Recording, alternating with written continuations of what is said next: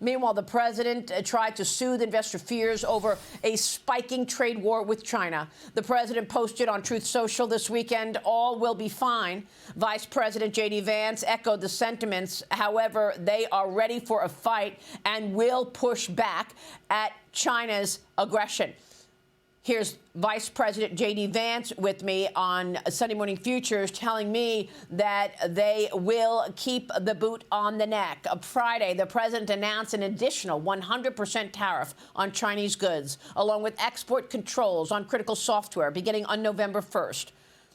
That was in response and retaliation for Beijing a week ago, putting new restrictions on rare earth exports. China wanting further negotiations, it claimed, warning that it will retaliate if the U.S. follows through with higher tariffs. Joining me now in a First on Fox Business interview is Treasury Secretary Scott Bessent. Mr. Secretary, thank you so much for being here this morning.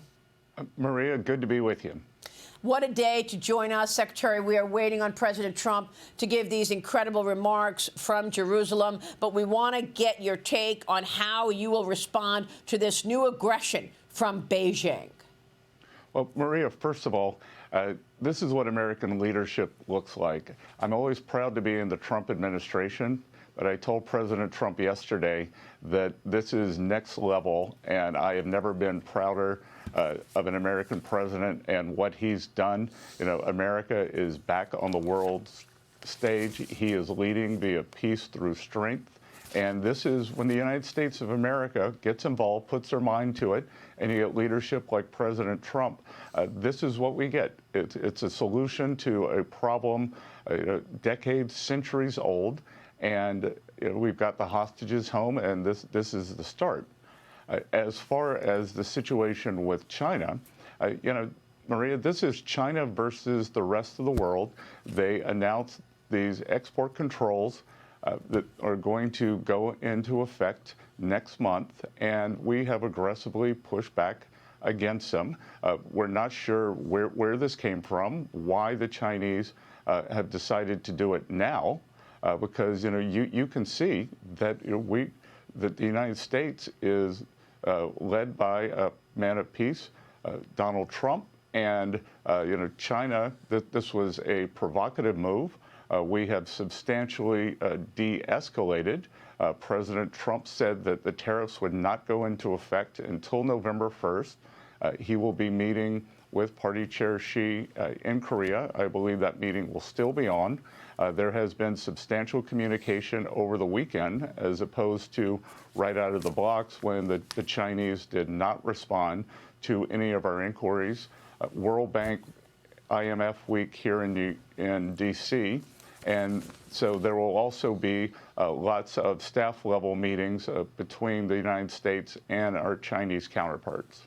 Yes, I mean, if China is going to be putting these restrictions on rare earth minerals, this is going to affect the whole world, right? I mean, these are very important items that are needed not just for the United States, but across the world. We need them, however, for our military. So can you pull any other levers to stop China from defending these rare earth export controls? And what can you do in America to ensure that we have independence and can refine these items ourselves?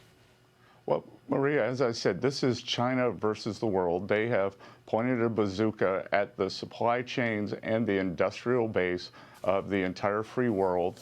And, we're not going to have it. China is a command and control economy. They are neither going to command nor control us. We are going to assert our sovereignty in various ways. We have already been in touch with the allies. We will be meeting with them this week. And I expect that we will get substantial global support from the Europeans, from the Indians, from the democracies in Asia. And we will not let these export restrictions and monitoring go on. And I believe that China is open to discussion on this. And if they're not, we have substantial levers on our on our side that we can pull, and the equivalent and probably even more aggressive than they have pulled on the rare earths. We don't want to do it. Again, as I said, this is why President Trump put the date down for the tariffs and for any sanctions or items that we would withhold as November 1st. Here in the U.S., we have an all-hands-on-deck policy. This is something that we didn't get here in a day. This has been the failure of previous administrations over decades not to see this strategic whole. Yes, but I want to get your take on what those levers are. What kind of leverage does the United States have? And Secretary, I want to refer back to what President Trump sent out back in February at the beginning of his second term, and that is the America First investment policy, which I have in my hand right now. And the America First investment policy reads this: economic security is national security. The PRC, the Chinese government, does not allow the United States companies to take over their critical infrastructure, and the U.S. should not allow the PRC to take over U.S. critical infrastructure.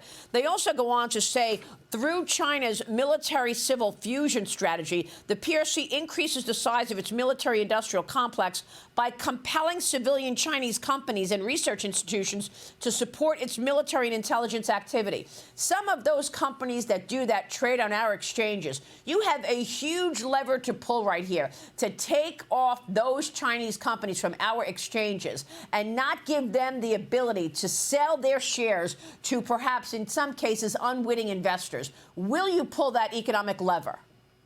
Maria, I can tell you, everything's on the everything's on the table. I am optimistic that this can be de-escalated, but we're willing to do whatever it takes and to adopt whatever posture it takes. And again, this is a global problem, and I think our global allies will follow us on this. We back in the summer, early summer, we were forced to put 12 countermeasures on China that were highly affected from natural resources that are used in the making of plastics to jet engines and parts. I believe that they substantially had to ground a large part of their civilian fleet. So we have plenty of straight brute force countermeasures that we can pull. We have 300, 400,000 Chinese students studying here, as opposed to 800,000 American students, as opposed to 800 American students who study in China. So, that's substantially imbalanced. Again, so lines of communication have been opened. I expect that during IMF World Bank Week, we will have meetings. I hope to meet with my Chinese counterpart, the vice premier, in Asia before the two leaders meet. But the U.S. will not be deterred here. And as I said, this is China versus the world. And Chinese have a different business model than we do, but there is no business model that shows it is a good idea to harm your customers. China is the largest exporter in the world, and they are dependent on trade. We do not want to decouple. We want to de-risk. And this de-risking, the critical minerals is part of it, semiconductor independence is part of it, bringing our pharmaceutical industry back on shore, and everything that President Trump has done with the America First agenda. So, we don't want to decouple, but China, when they send out messages like this is a decoupling message.